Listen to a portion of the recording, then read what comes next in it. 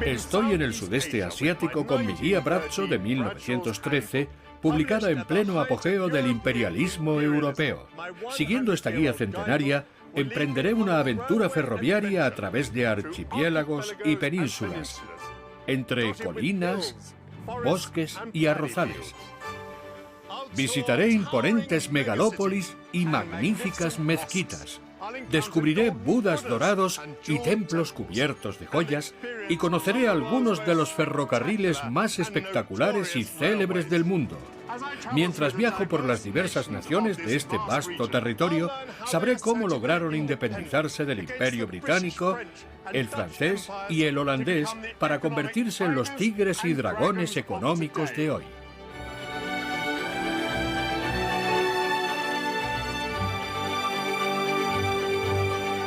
Grandes viajes ferroviarios por Asia, de Ho Chi Minh a Hoi An.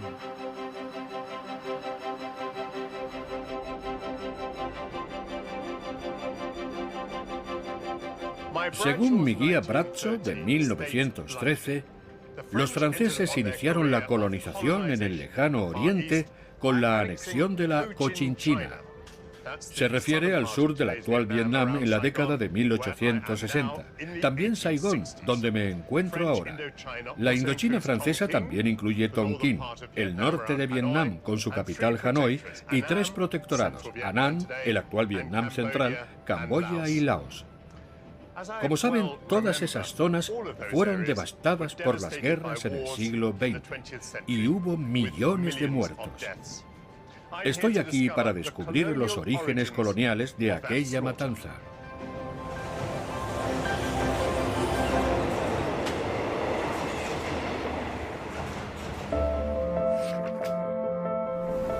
Exploraré Ciudad Ho Chi Minh y me embarcaré en un viaje de 1.600 kilómetros en el expreso de la reunificación de Vietnam.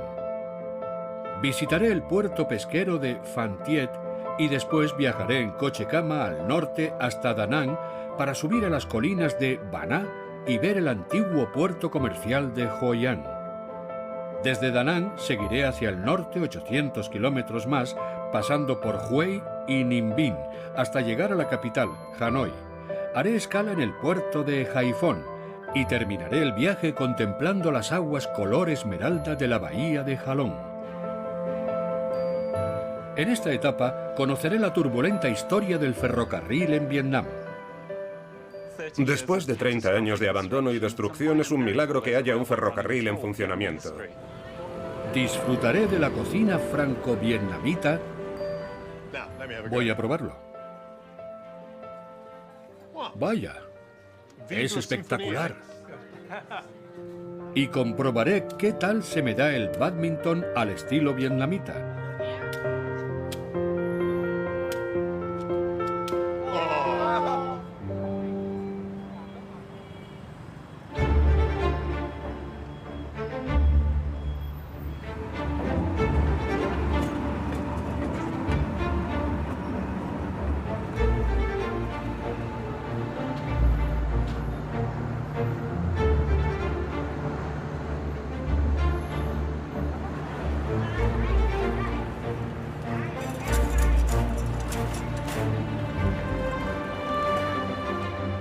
Estación ferroviaria de Saigón.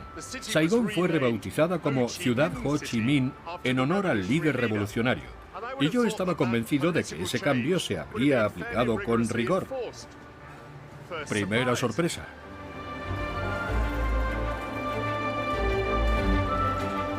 El cambio de nombre se produjo en 1975 con la victoria comunista en la Guerra de Vietnam y la unificación de un país antes dividido en 2.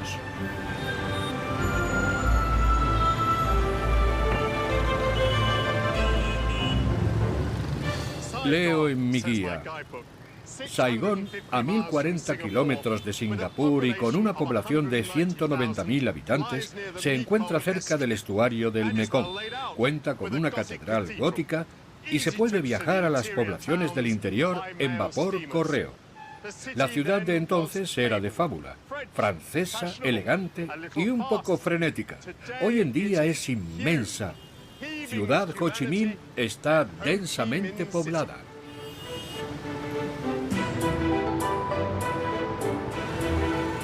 Es la ciudad con mayor población del país, 8,5 millones de habitantes.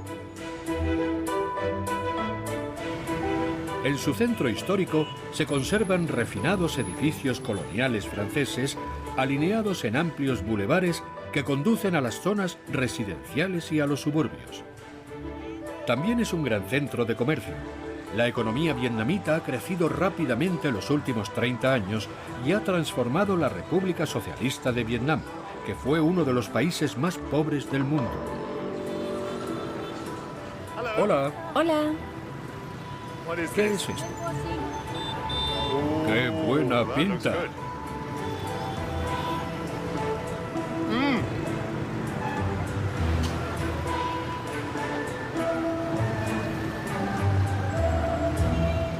No solo se han beneficiado las multinacionales de la tolerancia de Vietnam hacia el mundo empresarial.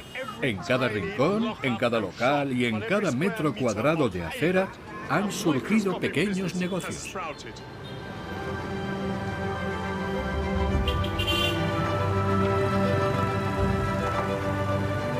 Enseguida soy consciente de que caminando por aquí estoy en inferioridad de condiciones. Hay que armarse de valor.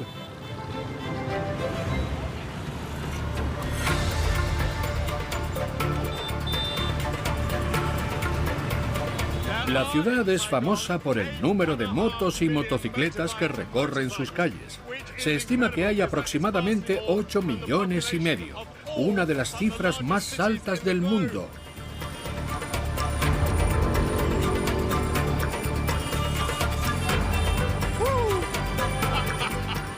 Esquivando obstáculos.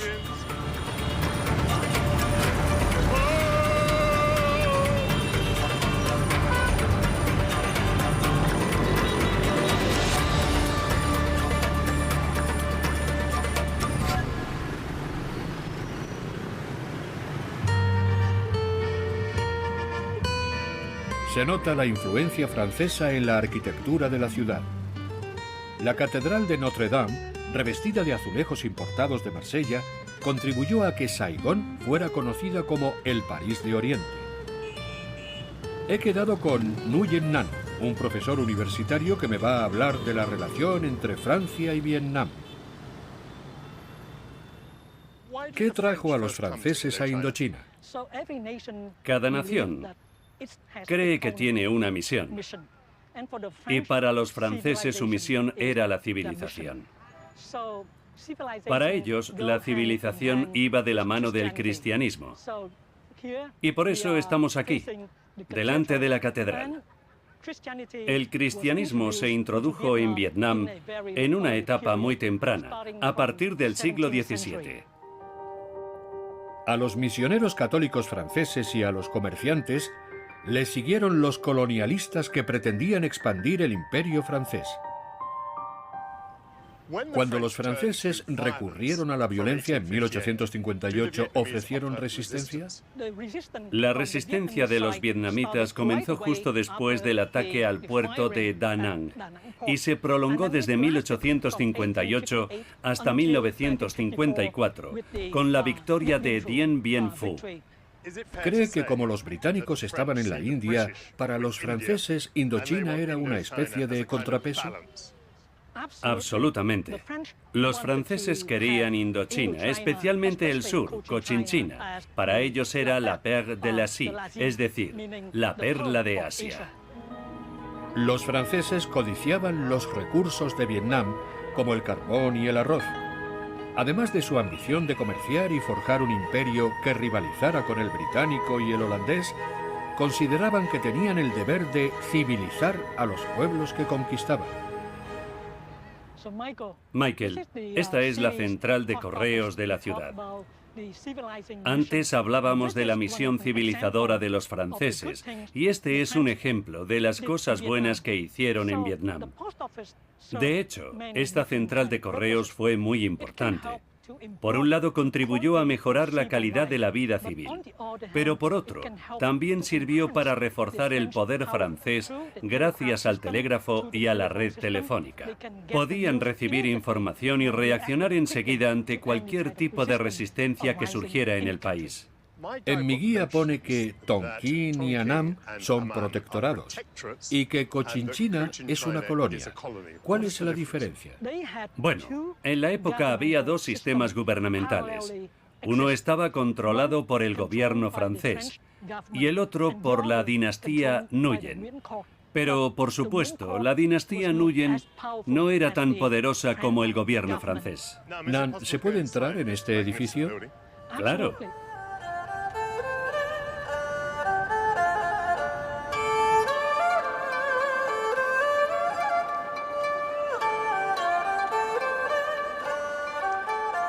Vaya, es como si aquí se hubiera detenido el tiempo. Me he dado cuenta de que en Vietnam los nombres están escritos en alfabeto latino. ¿Fue una importación francesa? Cuando los misioneros llegaron a Vietnam, trajeron ese tipo de escritura.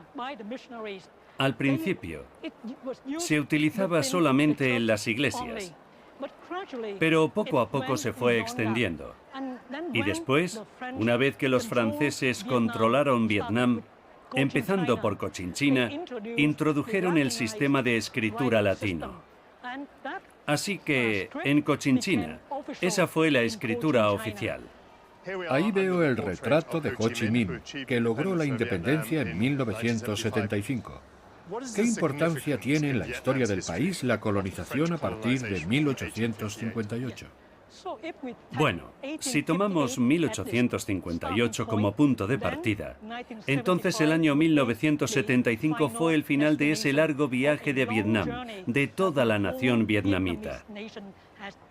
Y, por supuesto, eso supuso luchar por la independencia nacional, luchar contra cualquier tipo de intervención extranjera en nuestro país.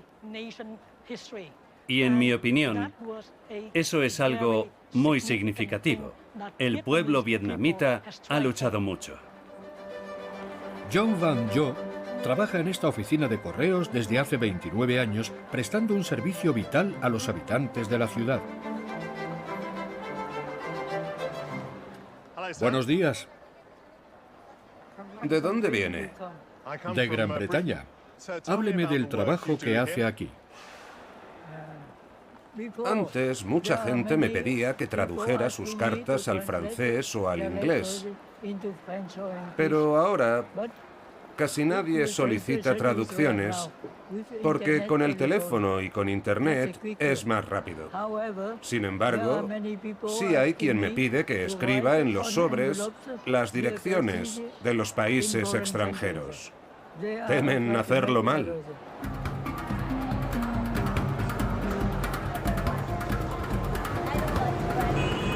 Voy a un parque para ver cómo practican el deporte nacional de Vietnam. Se llama Da Câu y es una especie de bádminton, pero con los pies, que exige gran destreza y equilibrio. El juego se originó en China, donde se utilizaba en los entrenamientos militares. Se cree que se remonta al siglo V a.C. y en Vietnam se practica desde hace siglos. Juegan con una especie de volante, pero no veo el parecido con el bádminton. No hay raquetas y la mayoría de los toques se dan con los pies, las rodillas o los codos.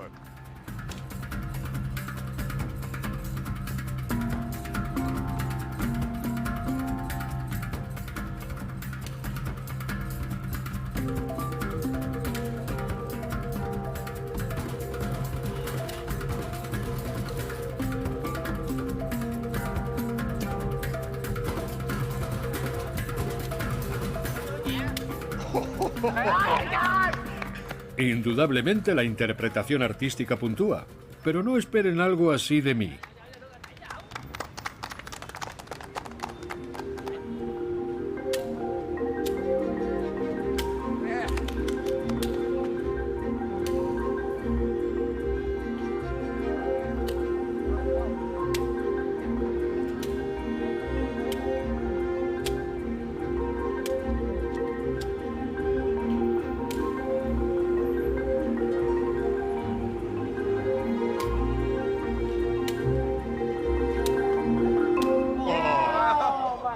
Gracias, muchas gracias a todos. Gracias. Adiós. Adiós. Adiós. El colonialismo francés es cosa del pasado, pero sigue habiendo numerosos recordatorios de la historia compartida por ambas naciones. También en la gastronomía. Me han recomendado que pruebe un banh mi. Tome. ¡Qué buena pinta! Siéntese conmigo y explíqueme qué es esto que me voy a comer. Es una auténtica baguette vietnamita. Como puede ver, lleva roast beef con una guarnición de verduras locales. Cilantro, cebolleta, pepino y también zanahorias. Vale. Perdone que le interrumpa. Dice que es una auténtica baguette vietnamita, pero la baguette es francesa. Sí, es cierto. Los franceses introdujeron la baguette en Vietnam. Los vietnamitas no conocíamos el pan como tal. Tomábamos fideos y arroz. Se trata de una forma especial de combinar el pan de trigo con una mezcla de especias. Canela, anís estrellado, salsa de pescado. Y además de las verduras, las especias le dan cierto dulzor, un punto ácido y picante. De modo que cada bocado es una auténtica sinfonía de sabores. Es usted un poeta. Veamos. ¿Qué tal está? Muy bueno. Me alegro. Está delicioso. Muy bueno el roast beef. Y la baguette excelente. Vaya. Es espectacular.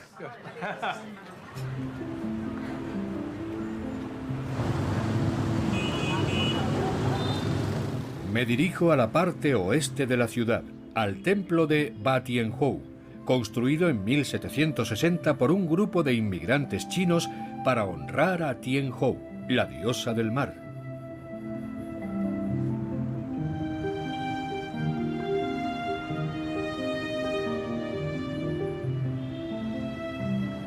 La República Socialista de Vietnam es oficialmente atea, pero decenas de millones de vietnamitas se declaran creyentes, muchos de ellos budistas.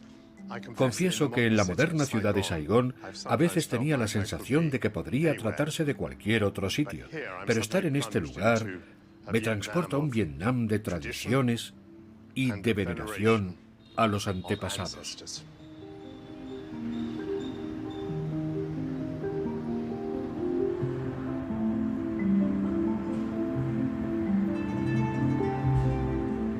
El templo, profusamente ornamentado, está construido alrededor de un patio que alberga un gran quemador de incienso. En la cultura budista, quemar incienso es un ritual importante y se cree que favorece la comunicación con el mundo espiritual. Continúa mi viaje por esta gran ciudad y de pronto descubro algo que recuerdo haber visto en los informativos cuando era joven.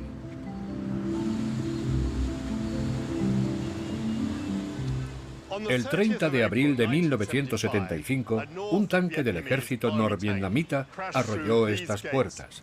Hasta aquel momento esto había sido el palacio del presidente de Vietnam del Sur. El día anterior, yo había visto en televisión, igual que millones de personas más, cómo Estados Unidos evacuaba en helicópteros desde la azotea de su embajada a sus ciudadanos y a algunos vietnamitas en medio de escenas caóticas. La mayor superpotencia del mundo había sido derrotada y humillada. Pero al menos habían llegado a su fin 30 años de guerras contra los japoneses, los franceses, los estadounidenses y una guerra civil.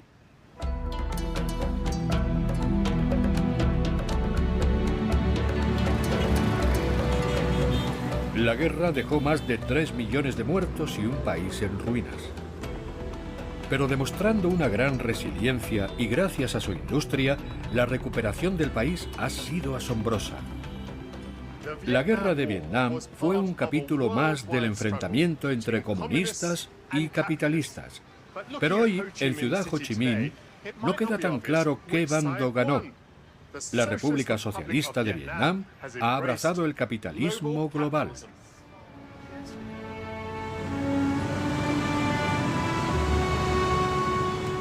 Muchas películas y novelas están ambientadas en aquellos tiempos.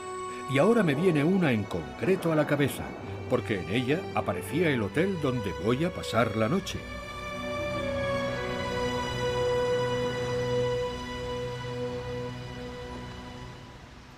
El Hotel Continental Saigón abrió sus puertas en 1880. Durante el día, esta terraza era el lugar de encuentro de expatriados y corresponsales de guerra aficionados al opio. Y por las noches, el bar del hotel. Y desde luego, en la novela de Graham Greene, El americano impasible, aquí se produjeron acontecimientos cruciales.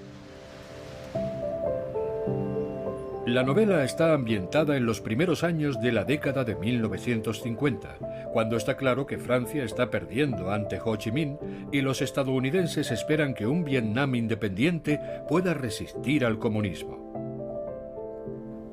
Publicada en 1955, la obra predijo cómo se desarrollaría el conflicto colonial una década después.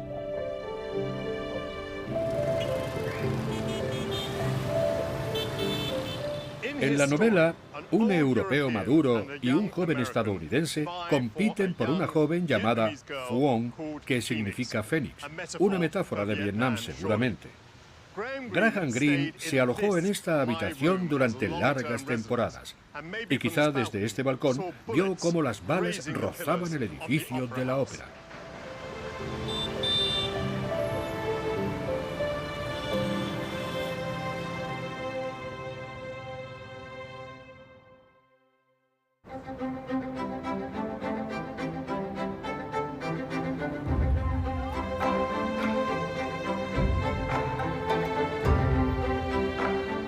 Me levanto temprano y me dirijo a la estación de Saigón para viajar en tren hacia el este, a Phan Thien. Hola.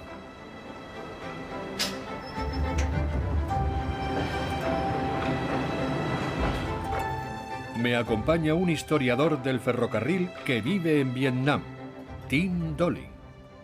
Hola. Hola, Michael. Siéntese aquí conmigo. Estaba leyendo que en la Indochina francesa, la red ferroviaria en 1911 tenía 1.750 kilómetros. Hábleme de los ferrocarriles franceses.